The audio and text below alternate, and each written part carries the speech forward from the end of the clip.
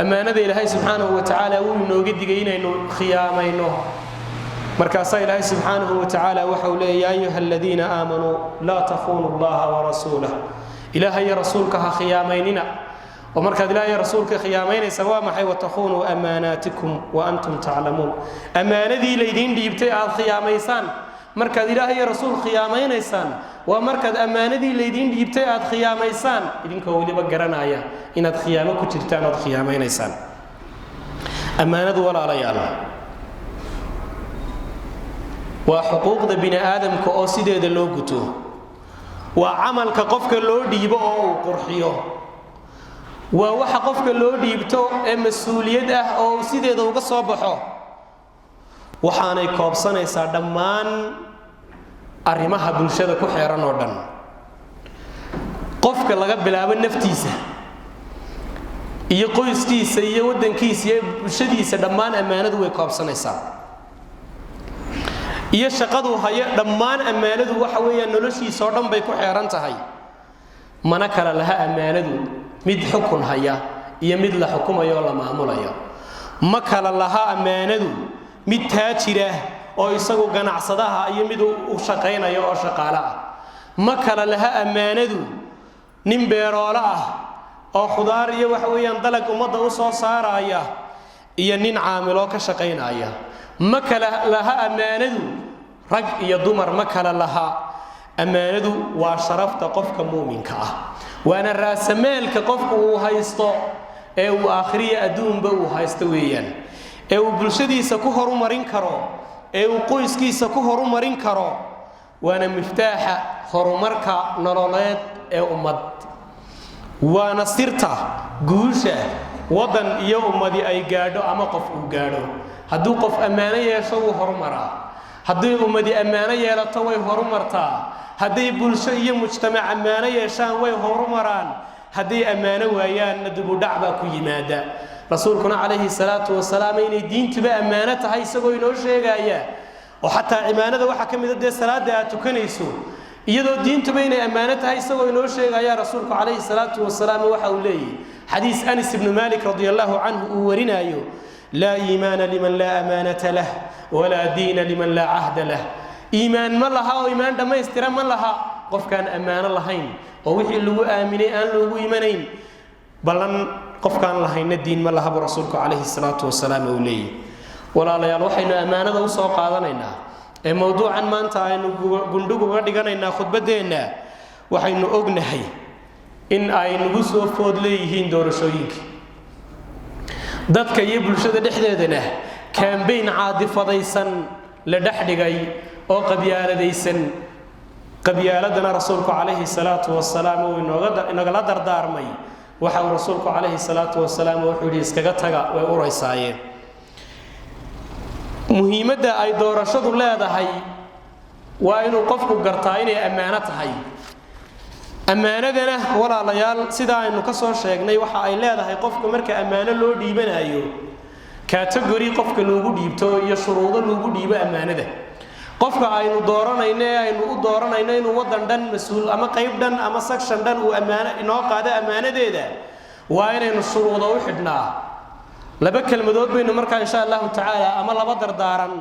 أو منه كوا تهيي هاي دتك وحضورنا يا منه كوا تهيي هاي كلا دورنا يا ما كوا لا دورنا يا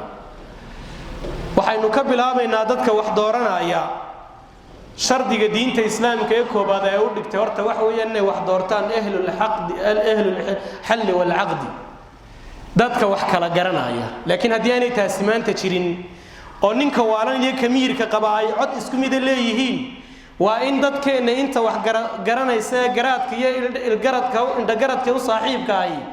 ay shuruuda iyo miisaanka ay saarayaan qofka ay dooranayaan ee amaanada u dhiibanayaan ay gartaan hadii laakiin qofkaasi waan amaanada lahayn waxa weeyaan qofkan wax dooranayana mas'uuliyad baa saaran مسؤولية صار وحوي وين أدوجاتا أمانة قاضي ساعدك جوا أمانة كو أدو أمانة كويه هاي ولي بوا أمانة علص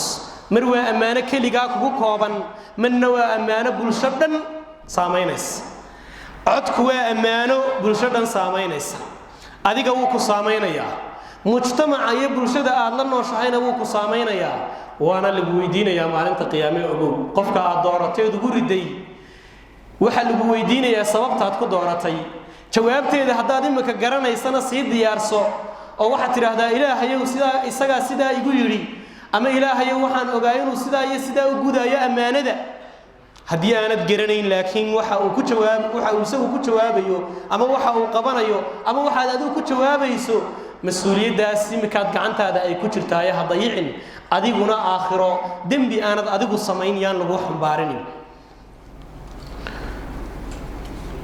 markaa qofku waa inuu mas-uuliyaddaa daraansanaadayo inay ammaanadaa tahay ammaanadaas haddii aad gacanta ka geliso cid gudi karta oo awood u leh waad gudatay haddaad cid bulshada fasahaadinaysa aad gacanta ka geliso oon gudan karayna waad dayacday ammaanadaas goodi kastoo ammaanada oo la dayaca ku soo aroorayna uu ku qabsanaya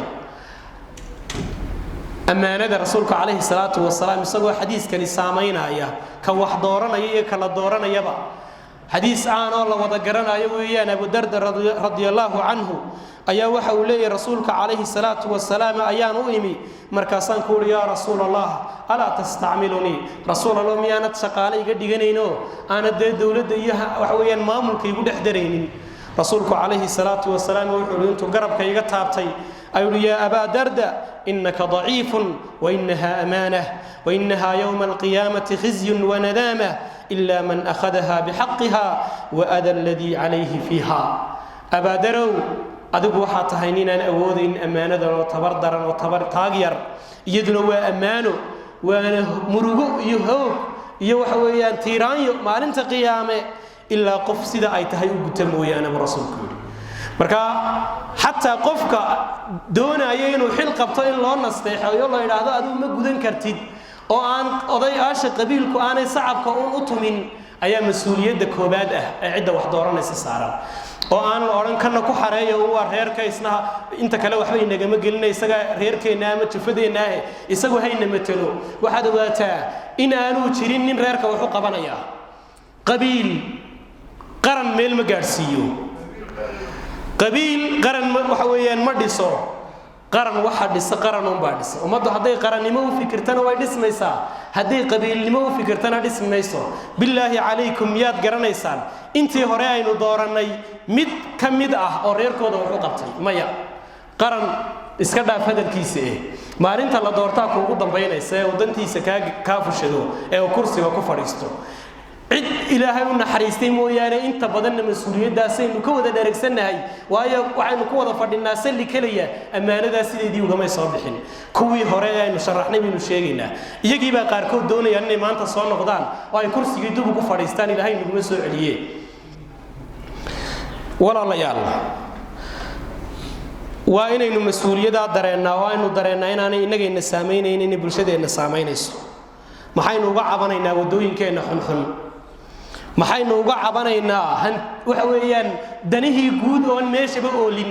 xafada inta leeg tusaale ahaan oo kale ma leeday garoon caruurta ku ciyaaraan ama dadku ay isku yimaadaan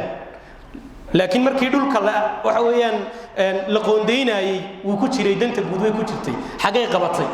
inta waxaan leenahay kelmadda hore dadka wax dooranaya kuwa iyagu xilka ku cararayana ee iyagu doonayay in la doortana xadiiska Abu Darr radiyallahu anhu iyaga horta uu saameynaya qofkii